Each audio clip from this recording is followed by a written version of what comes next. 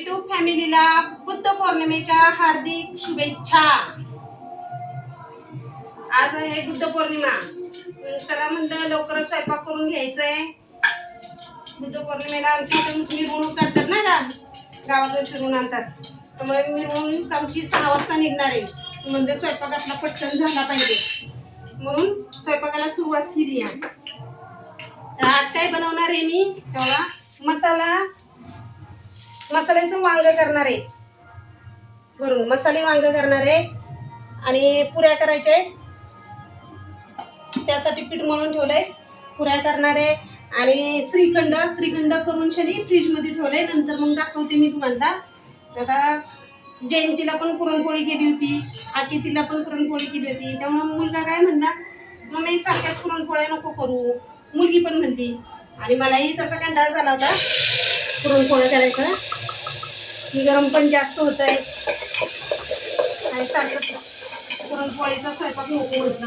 मग म्हणते काय बनवू, तर मुलगी म्हणते मम्मी श्रीखंड पुरी बनव। मग म्हणलं ठीक आहे, श्रीखंड पुरी बनवते। मग श्रीखंड बनवलं, श्रीखंड तयार करून शाने ठेवले फ्रीज मध्ये, पीठ मळून ठेवलं। मग म्हणलं आता वांग भरून करते, वांग्याची भाजी, बटाटा वगैरे नाही काय। आणि मिरवणुकीला जायच्या टायमाला मग डाळ भाताचा कुकर लावीन आणि जाईल, नंतर तिथून आल्यानंतर डाळ फोडणी लागली, कारण वरण करायला काही वेळ लागत नाही। भात पण एवढ्या लवकर शिजवून खायचा नसतो, गरम गरम ताजा भात खायचा असतो, म्हणून म्हटलं। हे बघा मसाला पण बारीक करून घेतला होता, मसाला डायरेक्ट टाकायचा तेलात फोडणीला। या वांग्यांनी मसाला बरोबर बसायचं नाही, हा मसाला जे केला होता ना त्याच मसाल्यात वांगी अशी चिरून ठेवले, ती अख्खी वांगी टाकायची। मसाल्याची भाजी करावी, बटाट्याची भाजी पण ते परवाच बनवली होती, डोसे पण बनवले होते, त्यामुळे म्हणजे बटाटा पण नको। मग हे मला म्हणजे मग अरे भरून असं कर, मसाली वांग कर आपल्याला सुकं। बरं ठीक आहे म्हटलं, मसाली वांग करते।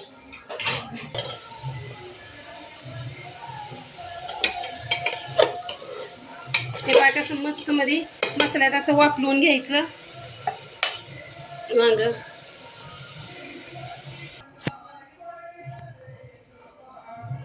हे पहा आपली वांग्याची भाजी आता टाकली मी वाफलायला, बारीक गॅस करून शनी झाकण लावून ठेवते। आणि आता आपण पुऱ्याला टाकूया, आणि आता आपण पुऱ्याला टाकू। झाकण कुठे आहे, चला आता वांगे शिजेपर्यंत आपण पुऱ्या लाटून घेऊया। आता आपलं वांग टाकलंय तिकडे शिजत, तोपर्यंत आता इकडे आपण पुऱ्या करून घेऊया। म्हटलं पुऱ्या करते, आता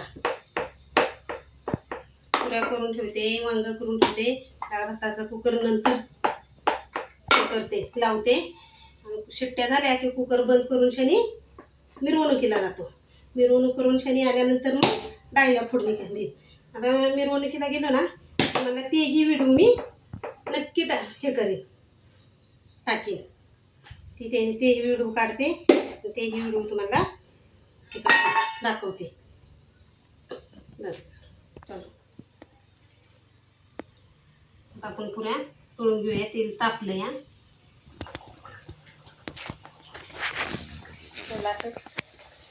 तळत घेते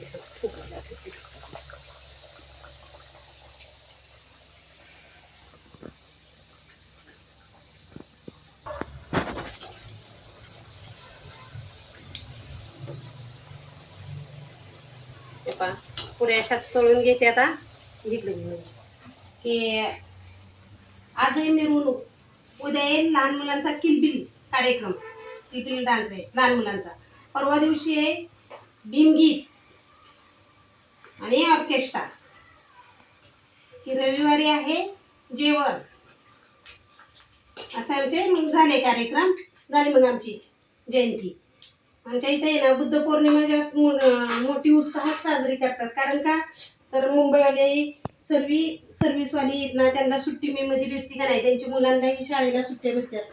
14 एप्रिल एवढं उत्साहानं करत नाहीत, कारण 14 एप्रिलच्या टायमात एप्रिलमध्ये आमची यात्रा असते, आणि मग यात्रा पण कधी कधी आहे ना 14 एप्रिलला पण येते यात्रा, असं होतं। मग यात्रेत कधी ताजी यात्रा येते, कधी शेळी यात्रा येते, असंही होत असतं. हे पण म्हणतात. त्यामुळं 14 एप्रिलची जयंती एवढ्या उत्साहानं नसती, फक्त वंदना घेतो, छोटीशी मिरवणूक काढतो. पण ही बुद्ध पौर्णिमेची जयंती आम्ही मोठ्या उत्साहानं करतो, जोशमध्ये. कारण का सर्व मुलांना सुट्ट्या असत्या शाळेच्या. नंतर मुंबईला ह्याला बाहेर जे इथले आहेत त्यांनाही सुट्ट्या भेटतात आणि ती उन्हाळ्याच्या सुट्टीला येतातच ना. त्यामुळं मोठे उत्साह असतो आणि मग कार्यक्रम वगैरे घेतले जातात सगळे. अशी आमची इथं बुद्ध पौर्णिमा असते उत्साहानं. आता संध्याकाळी मी मिरवणुकीचे हे टाकते, व्हिडिओ टाकेन तुम्हाला, बघा दाखवेन. विहारा त्याच्यात किती डेकोरेशन वगैरे केलंय, दारापुढं डेकोरेशन केलंय, छान आहे केलंय उत्साह. यात्रा झाली की आम्हाला उत्सुकता जयंतीची असते आणि जयंती झाली एकदा की मग करमत नाही, लय उदास वाटतं. मग जयंतीचा उत्साह असतो, पाहुणेरावळ्यांना बोलवायला या, आमच्या गावची जयंती बघायला म्हणून. जसं यात्रेला जसा उत्साह असतो तसा जयंतीचा असतो. जयंती झाल्या नंतर मग लय शुकशुकाट असं आमच्या गावात वाटतो. अशा उत्साह मध्ये आमची जयंती साजरी होती. बघा कसं वाटतंय तुम्हाला, नक्कीच मला व्हिडिओ टाकत राहीन. चला मग आपल्या ह्या युट्यूब फॅमिलीला बुद्ध पौर्णिमेच्या हार्दिक हार्दिक शुभेच्छा. बाय. चला मग पुन्हा भेटू पुढच्या व्हिडिओ मध्ये.